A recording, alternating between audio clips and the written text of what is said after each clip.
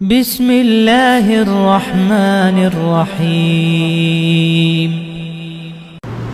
بسم اللہ الرحمن الرحیم الحمد للہ رب العالمین والصلاة والسلام على نبینا محمد وعلى آلہ وصحبہ اجمعین اما بعد۔ انسانوں پر اس وقت پوری دنیا میں ایک بہت بڑی آفت مسلط ہو چکی ہے۔ پوری دنیا کے انسان اس وقت شدید پریشانی کی کیفیت میں ہیں، اور یہ ایک موقع تھا کہ بالخصوص امت مسلمہ اور بالعموم پوری انسانیت چاہتے ہوئے نہ چاہتے ہوئے بالکل اسی طرح جس طرح میرے مالک نے قرآن میں کہا ان کل من فی السماوات والارض الا آتی الرحمن عبدا، کہ اس پوری کائنات میں، آسمانوں میں، زمینوں میں جو کچھ بھی ہے، الا آتی الرحمن عبدا، اس کی حقیقت اور حیثیت یہ ہے کہ وہ اللہ کے سامنے ذلیل اور رسوا ہوتا ہوا، بندگی کرتا ہوا، اطاعت کرتا ہوا، مطیع اور فرما بردار ہوتا ہوا اللہ کے سامنے آئے گا۔ پوری انسانیت آج اللہ کے طرف جھک رہی ہے، رجوع کر رہی ہے۔ ایسے میں وہ لوگ جو عام دنوں میں بھی انسان کو گمراہی کی طرف لے کے جاتے ہیں، جن کے بارے میں رسول اللہ صلی اللہ علیہ وسلم نے فرمایا تھا کہ مجھے اپنی امت کے بارے میں دجال سے بھی زیادہ خطرناک فتنے کا ڈر ہے۔ صحابہ نے پوچھا اللہ کے رسول وہ کون سا فتنہ ہے جو دجال سے بھی زیادہ خطرناک ہے؟ اللہ کے رسول نے فرمایا دعاتن، وہ داعی ہوں گے، وہ جھوٹے داعی ہوں گے، جھوٹے دیندار ہوں گے، الی نار جہنم، جو جہنم کی طرف بلانے والے ہوں گے۔ اور دوسری جگہ آپ نے فرمایا وہ ایسے داعی ہوں گے جو لوگوں کو اس طرح کی چیزیں دینے والے ہوں گے جو دین کے نام پر لوگوں میں پھیلائی جانے والی ہوں گی۔ آج بھی ایسے داعی متحرک ہو گئے۔ آج صبح جب میں بیدار ہوا تو میرے موبائل پر کافی سارے احباب کے میسیجز سوالات کی شکل میں قریب پاکستان میں مختلف جگہ پر اذانیں دی جا رہی ہیں، اور اس ضمن میں کچھ دلائل اور احادیث بھی لوگوں کے سامنے پیش کی گئیں۔ جیسے میں نے عرض کیا کہ جہاں خیر ہے وہاں شیطان نہ ہو، یہ کیسے ممکن ہے؟ وہاں اللہ کے رسول کی جب سنت کی بات ہو رہی ہو، لوگوں کو جب خیر کی طرف بلانے کی بات ہو رہی ہو، تو کیسے ممکن ہے کہ اہل البدع پیچھے رہ جائیں؟ کیسے ممکن ہے کہ وہ لوگ جن کا کام ہی لوگوں کو خیر ہونے کے باوجود بھی شر کی طرف لے کے جانا ہے، کیسے ممکن ہے کہ ایسے لوگ پیچھے رہ جائیں؟ ایسے لوگ بھی میدان میں آئے اور انہوں نے اذانیں دلوائیں، اور ساتھ کیا کہا کہ 11 دن رات کو 10 بجے مسلسل 11 دن یہ عمل کرو، چھت پر چڑھ کر یہ عمل کرو۔ سبحان اللہ۔ میرے محترم، اگر آپ اللہ کی طرف رجوع کرنے والے ہیں تو ایک بات یاد رکھ لیں، شارٹ کٹ دین میں نہیں ہے۔ یہ بات تاریخ کے اوراق سے ثابت ہے کہ جب بھی امت پر مصیبت آئی ہے، جب بھی امت پر تکلیف آئی ہے، بلکہ امت سے پیچھے چلے جائیں، مشرکین مکہ جیسی قوم بھی جو اللہ کے ساتھ شرک کرنے والے، اعلانیہ اللہ رب العالمین کے ساتھ بغاوت کرنے والے، اعلانیہ اللہ رب العالمین کی حدوں کو توڑنے والے، غیر اللہ کو اپنا رب ماننے والے، اللہ رب العزت کی ذات کو جھٹلانے والے، وہ لوگ بھی جب مصیبت میں پھنستے، وہ لوگ بھی جب تکلیف ان پر آتی، تو قرآن کہتا ہے وہ بھی ایک اللہ کو خالص ہو کے پکارتے تھے، وہ بھی اللہ کو پکارنے میں، اللہ کی بندگی میں کسی طرح کی کوئی ہیرا پھیری نہیں کرتے تھے۔ اور ہم ایک بات جانتے ہیں کہ جو بندہ محمدی ہے، محمد الرسول اللہ صلی اللہ علیہ وسلم کا امتی ہے، اللہ کے رسول صلی اللہ علیہ وسلم کا کلمہ پڑھنے والا ہے، سوال ہی پیدا نہیں ہوتا، وہ یہ جانتا ہے کہ میری خیر، میری نجات صرف اس چیز میں ہے کہ میں محمد الرسول اللہ صلی اللہ علیہ وسلم کی اتباع کروں۔ وہ جانتا ہے کہ اس کے علاوہ کوئی رستہ میری کامیابی کا نہیں ہو سکتا۔ میرے محترم،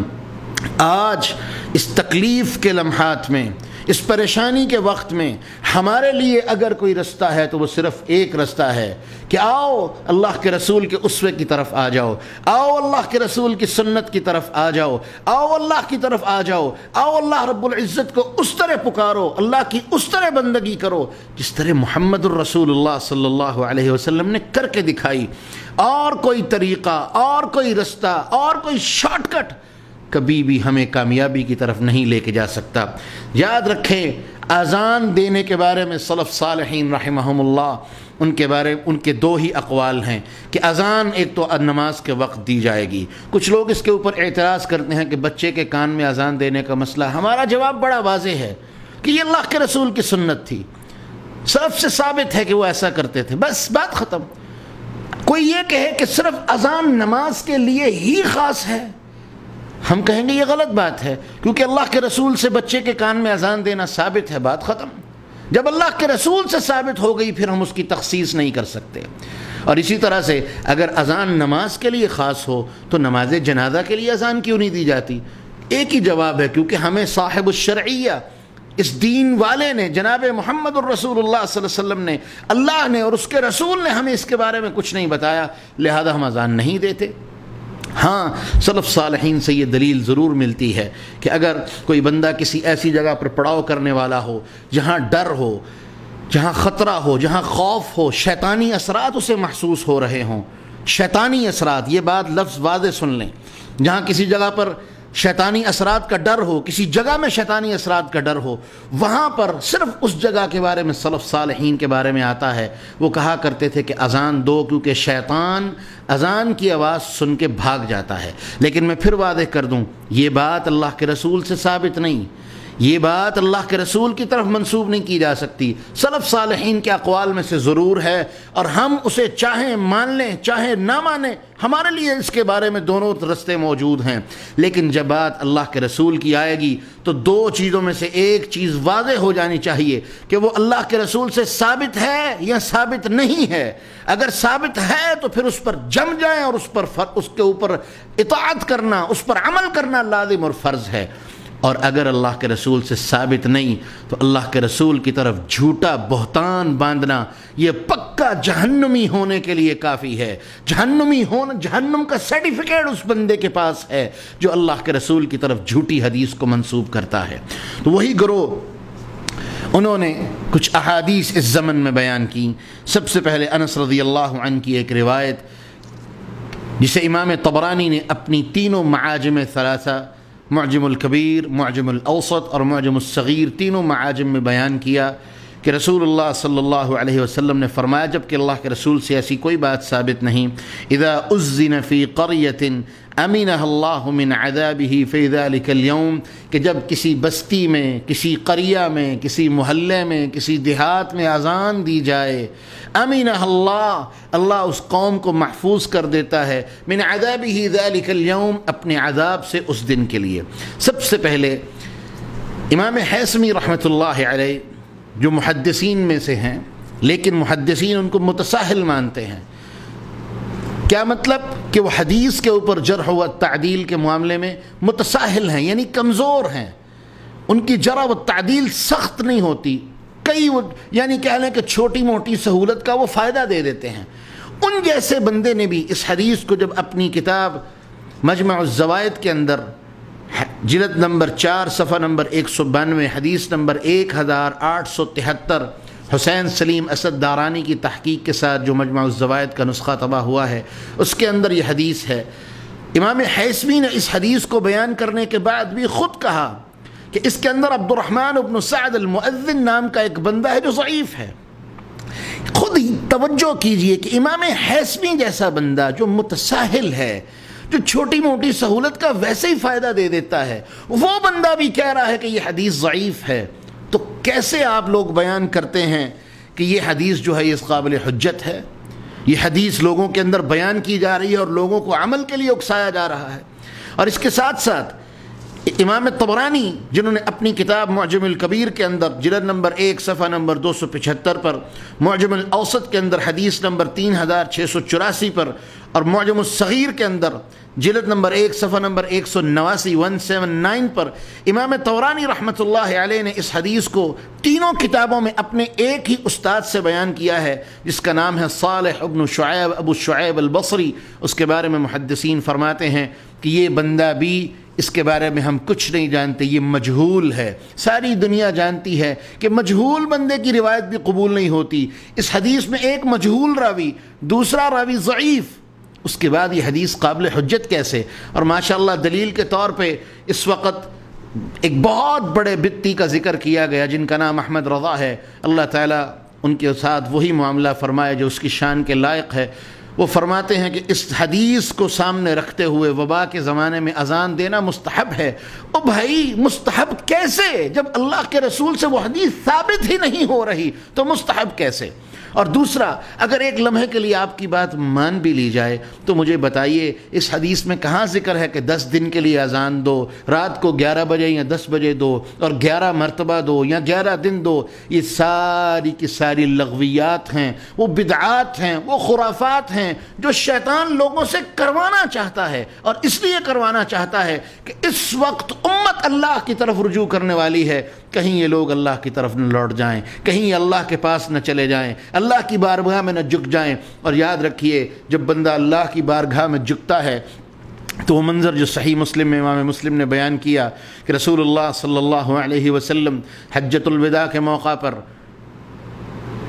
مزدلفہ کے میدان میں فجر کی نماز کے بعد تشریف فرما تھے کہ آپ نے مسکرانا شروع کر دیا۔ جناب عمر رضی اللہ عنہ نے کہا اللہ کے رسول اللہ آپ کو یوں ہی ہنستا مسکراتا رکھے، لیکن کوئی مسکرانے کا سبب سمجھ نہیں آیا۔ تو اللہ کے رسول صلی اللہ علیہ وسلم نے فرمایا عمر، آج اللہ رب العزت نے اپنے بندوں کو اس طرح سے معاف کر دیا ہے، اور آج کے دن اللہ نے اس طرح سے معافی دینے کا وعدہ کر دیا ہے کہ میں شیطان کو ذلیل ہوتا دیکھ رہا ہوں، وہ اپنے سر میں مٹی ڈال رہا ہے، بین کر رہا ہے، ماتم کر رہا ہے کہ آج میری ساری کی ساری محنت برباد ہو گئی۔ آج بھی شیطان کو محنت برباد ہوتی نظر آ رہی تھی، نتیجہ اس نے ایسے لوگوں کو کھڑا کر دیا جو لوگوں کو سنت سے دور لے جا کے بدعات اور خرافات کی طرف لے جانے والے ہوں۔ اللہ تعالیٰ ایسے لوگوں سے محفوظ فرمائے۔ دوسری حدیث بیان کی گئی جسے امام ابو نعیم الاصفہانی نے اپنی کتاب حلیۃ الاولیاء میں جلد نمبر 5 صفحہ نمبر 123 پر، اور امام ابن عساکر نے اپنی کتاب تاریخ دمشق کے اندر جلد نمبر 2 صفحہ نمبر 323 پہ بیان کیا ہے، اور وہ حدیث یہ ہے رسول اللہ صلی اللہ علیہ وسلم کی طرف منسوب کی گئی، نزل آدم بالہند، کہ آدم علیہ السلام کو جب ہند کے اندر اتارا گیا، جنت سے جب نکال کے زمین پہ بھیجا گیا تو کیا ہوا؟ فاستوحش، انہوں نے وحشت محسوس کی، ڈر محسوس کیا۔ فنظر جبریل علیہ السلام، جبریل ان کے پاس آئے، فنادى بالاذان، اور جبریل نے ان کو اذان دینے کا طریقہ سکھایا اور ان کے لیے اذان دی۔ اب اس روایت کے بارے میں امام البانی رحمۃ اللہ علیہ بیان فرماتے ہیں اس کی سند میں علی بن بہرام ایک راوی ہے جو ضعیف ہے، اور دوسرا اس کی سند میں محمد بن عبداللہ السلیمان ہے جس کے بارے میں امام ذہبی رحمۃ اللہ علیہ فرماتے ہیں یہ کذاب تھا، جھوٹا آدمی تھا، جھوٹی حدیثیں بیان کرتا تھا۔ سبحان اللہ۔ اس حدیث کو بنیاد بنانے کے بعد حضرت صاحب جنہوں نے یہ مضمون لکھا ہے وہ تیسری ایک اور حدیث بیان کرتے ہیں، فرماتے ہیں کہ مسند فردوس میں ایک حدیث ہے، اور انہوں نے اس کے لیے حوالہ دیا ہے مرقات شرح مشکات المصابیح ملا علی قاری کا، جبکہ ہم بتا دیتے ہیں یہ مسند فردوس جو مطبوعہ آج ہمارے ہاتھوں میں موجود ہے اس کے 2 نسخے موجود ہیں، ایک دار الکتاب العربی کا اور دوسرا دار الکتب علمیہ کا۔ دونوں نسخوں میں یہ روایت موجود نہیں ہے، دونوں نسخوں میں یہ روایت موجود نہیں ہے، اور ملا علی قاری نے بھی اور کسی کتاب سے لے کے اپنی کتاب میں اس روایت کو نقل کیا ہے۔ وہ روایت یہ ہے کہ رسول اللہ صلی اللہ علیہ وسلم نے حضرت علی رضی اللہ عنہ کو پریشان دیکھا تو ان کو کہا اے علی، اپنے گھر والوں میں سے کسی کو کہو کہ وہ آپ کے کان میں اذان دے تاکہ آپ کا یہ غم دور ہو جائے، کیونکہ اللہ اذان کی وجہ سے غموں کو دور کرتے ہیں۔ اب اس روایت کے بارے میں امام ناصر الدین الدمشقی ایک بہت بڑے امام ہیں، امام ابن حجر کے اساتذہ میں سے ہیں، فرماتے ہیں اپنی کتاب کے اندر النکت الاثریہ فی الاحادیث الجزریہ، اپنی کتاب کے صفحہ نمبر 86 87 88 3 صفحوں پہ انہوں نے اس حدیث کی بحث نقل کی ہے، اور وہ فرماتے ہیں کہ اس کی سند کے اندر ایک راوی ہے جس کے بارے میں یہ آتا ہے کہ یہ بندہ صوفیوں کے لیے جھوٹی روایتیں گھڑتا تھا، صوفیوں کے لیے جھوٹی روایتیں گھڑتا تھا، اور آج بھی اس بندے کی جھوٹی گڑی ہوئی روایتوں کو بیان کرنے والے کون ہیں؟ صوفی جو کل تک لوگوں کو درباروں کے نام پر، پیروں کے نام پر گمراہ کرتے رہے، آج جب اس مشکل وقت میں ان کے پیروں کی کرامتیں نہیں چلیں تو تب جا کے اپنا ایک پرانا بابا لے آئے اور اس کی جھوٹی روایتیں لے آئے تاکہ لوگوں کو اپنی کرامتوں کا سلسلہ جو ہے وہ کسی نہ کسی طرح سے چلاتے رہیں، اپنی دکانداری چلاتے رہیں۔ اللہ تم پہ رحم فرمائے، اللہ تمہارے حال پہ رحم فرمائے اور تمہیں حق کی سمجھ عطا فرما دے۔ وہ فرماتے ہیں اس کے اندر عبد الرحمن السلمی الکوفی ایک راوی ہے جس کے بارے میں امام ناصر الدین فرماتے ہیں یہ بندہ ایسا تھا کہ یہ صوفیوں کو خوش کرنے کے لیے روایتیں بیان کرتا تھا۔ امام خطیب بغدادی فرماتے ہیں کہ صاحب العجائب وفی روایتہم غرائب و مناکر و عجائب، کہ اس کی روایتوں کے اندر بڑی عجیب و غریب چیزیں، منکر چیزیں اور بڑی عجیب و غریب چیزیں دیکھنے کو ملتی ہیں، جبکہ اس کے ساتھ ساتھ اس کی سند کے اندر عبد الرحمن بن السلمی کے شیخ ہیں عبداللہ بن موسیٰ بن حسن السلامی، یہ راوی بھی ضعیف ہیں۔ امام ذہبی رحمۃ اللہ علیہ نے ان کو ضعیف کہا ہے۔ مجھے ایک بات بتائیں میرے محترم، کم از کم اللہ کے رسول کی طرف کسی بات کو منسوب کرنے سے پہلے اتنی جسارت تو کر لیا کرو، اتنی جرت تو کر لیا کرو کہ اس روایت کی تحقیق ہی کر لیا کرو۔ میں کہا کرتا ہوں کہ اللہ کی قسم کوئی میری ذات کی طرف جھوٹ باندھے، جھوٹی بات کی نسبت کرے، ہم قتل و غارت تک پہنچ جائیں گے، مارنے مرانے تک آ جائیں گے۔ کہ اللہ کے رسول کی ذات ہی ایسی ذات ہے کہ جس کا جو جی چاہے وہ اٹھے اور اللہ کے رسول کی طرف ایسی باتیں منسوب کر دے؟ نہ میرے بھائی، نہ، اللہ سے ڈر جاؤ۔ یہ وقت ہے اللہ سے ڈرنے کا، یہ وقت ہے تقوی اختیار کرنے کا، یہ وقت ہے اللہ کے رسول صلی اللہ علیہ وسلم کی سنت کو اپنانے کا۔ اس وقت میں بھی مشرکین مکہ کو ہی اپنے لیے قدوہ بنا لو، مشرکین مکہ کو ہی اپنے لیے اسوہ بنا لو۔ جب ان پر تکلیف آتی وہ بھی اللہ کو خالص ہو کے پکارتے تھے، وہ بھی اللہ کو پکارنے میں کسی طرح کی کوئی بدعات اور خرافات کے اندر نہیں پڑتے تھے، بلکہ خالص ایک اللہ کو پکارتے تھے اور اس طرح پکارتے تھے جس طرح اس کو پکارنے کا حق ہے۔ میرے محترم، آپ کچھ نہیں کر سکتے، ان کو ہی اپنے لیے قدوہ بنا لیجئے اور اللہ کو اس طرح پکاریے جس طرح اللہ کو پکارنے کا حق ہے۔ اور ہمارے لیے پکارنے کا طریقہ وہ محمد الرسول اللہ صلی اللہ علیہ وسلم نے واضح کر دیا ہے۔ آئیے اس طریقے کی طرف آئیے، اس سنت کی طرف آئیے۔ یہ وہ طریقہ ہے جو کامیابی کا طریقہ ہے، جس کو کامیابی کی ضمانت دے دی گئی ہے۔ جو اس طریقے پہ چلے گا کبھی بھی ناکام اور نامراد نہیں رہ سکتا، جو اس طریقے پر چلے گا جنت کی ضمانت اسے دے دی گئی ہے، جو اس طریقے پر چلنے والا ہے کامیابی کی ضمانت اسے دے دی گئی ہے۔ خدا را ایسی چیزیں لوگوں کے اندر نہ پھیلائیں، اور اگر آپ پھیلانا ہی چاہتے ہیں تو کم از کم تحقیق ضرور کر لیں، کہیں جانے انجانے میں اس مصیبت کے وقت میں بھی جب اللہ رب العزت کا عذاب ہم پر مسلط ہے، کہیں اللہ کے رسول کی طرف جھوٹی باتیں منسوب کر کے اللہ کے غصے کو دعوت تو نہیں دے رہے، اللہ کے عذاب کو دعوت تو نہیں دے رہے۔ اللہ سے دعا ہے اللہ ہمیں معاف فرما دے، اللہ ہم پر رحم فرما دے۔ رسول اللہ صلی اللہ علیہ وسلم کی دعا کے ساتھ اپنی مجلس کا اختتام کرتا ہوں۔ آقا علیہ السلام دعا کرتے تھے، اللہم انی اعوذ برضاک من سخطک، اللہ میں تیری رضا کی پناہ میں آتا ہوں تیرے غصے سے۔ اللہ تیرا غصہ، اللہ مجھے اپنی رضا کی پناہ میں لے لے کہ تیرا غصہ میرے اوپر وارد نہ ہو جائے۔ وَبِمُعَافَاتِكَ مِنْ عُقُوبَتِكَ، اللہ مجھے اپنی معافی کی پناہ میں لے لے کہ کہیں ایسا نہ ہو میں تیری سزا میں آ جاؤں۔